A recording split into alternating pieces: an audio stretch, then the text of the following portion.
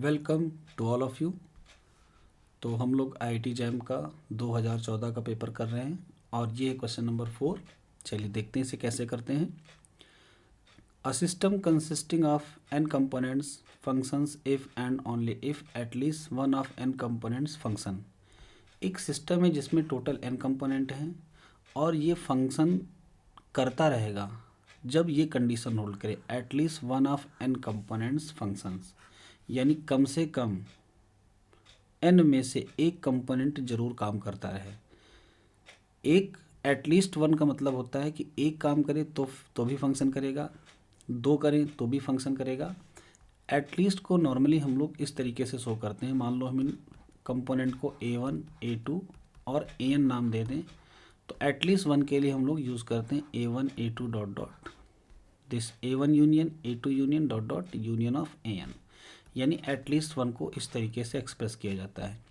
इसको लिखने का एक तरीका और होता है, डी मॉर्गन लॉ से हम इसको इस तरीके से भी लिख सकते हैं। A1 A2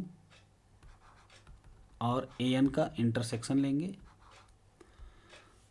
और सबसे पहले करते क्या है कि इसको वन से सब्ट्रैक्ट करके कॉम्प्लीमेंट लगा देते हैं। A1 union A2 union dot dot dot union of AN। अब जब ये कॉम्प्लीमेंट हटाते हैं तो ये कन्वर्ट हो जाता है डी मॉर्गन लॉ के थ्रू इस फॉर्मूले में।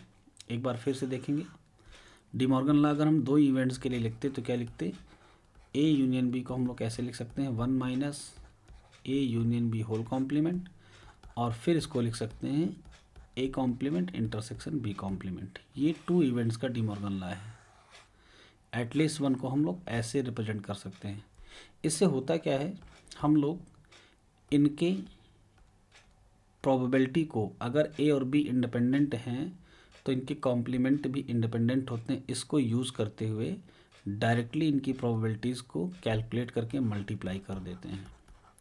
अगर हमें ये चाहिए तो हम सीधे लिख देते हैं probability A complement into probability B complement, और हम कैलकुलेशन आसानी से कर लेते हैं। दो इवेंट्स के लिए तो यूनियन निकालना भी आसान है, लेकिन जब कभी भी हमें ज़्यादा इवेंट्स का कैलकुलेशन करना होगा तो डी मॉर्गन लॉ हमारी बहुत मदद करता है। जैसे कि इस वाले केस में A1 union A2 dot dot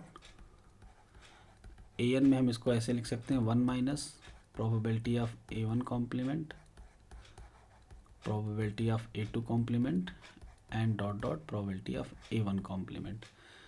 तो ये जो राइट हैंड साइड की इक्वेशन है, इसको सॉल्व करना ज़्यादा आसान होता है।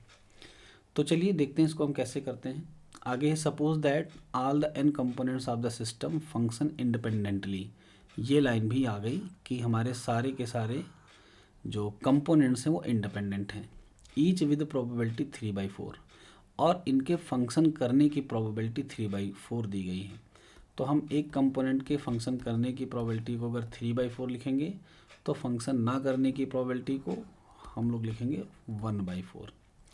अब लिखा है if the probability of functions of the system is 63/64, यानी सिस्टम फंक्शन कर रहा है इस बात की प्रोबेबिलिटी ये है, then the value of n, तो n की वैल्यू फाइंड आउट करनी है। तो सिस्टम फंक्शन कब करता है, जब एटलीस्ट वन फंक्शन करे, at least one component is function.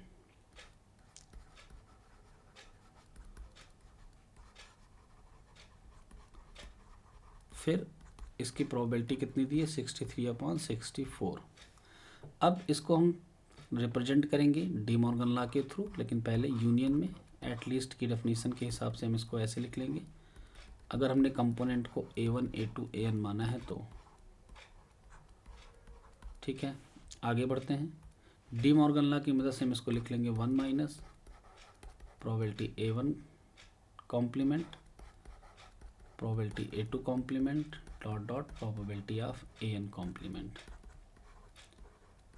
यहाँ पर A1 का मतलब होता है पहले फंक्शन के वर्क करने की प्रोबेबिलिटी 3/4, तो प्रोबेबिलिटी A1 कॉम्प्लीमेंट क्या हो जाएगा, ना करने की प्रोबेबिलिटी, यानी 1/4। सिमिलरली सेकेंड कंपोनेंट वर्क करेगा तो सबकी प्रोबेबिलिटी सेम ही है, तो आगे के जितने भी कंपोनेंट होंगे उनकी सब की प्रोबेबिलिटी यही हो जाएगी। अब इनकी सबकी प्रोबेबिलिटी कितनी है 1/4। तो हम एक काम करते हैं 63/64 को इस तरफ शिफ्ट कर लेते हैं और इसको इस तरफ शिफ्ट करेंगे, लेकिन 1/4 की पावर कितना लिखेंगे n। क्यों? क्योंकि n टाइम्स 1/4 आएगा। अब सॉल्व कर लेते हैं इक्वेशन को। तो ये आ रहा है 1/64 equal to 1/4 to the power n।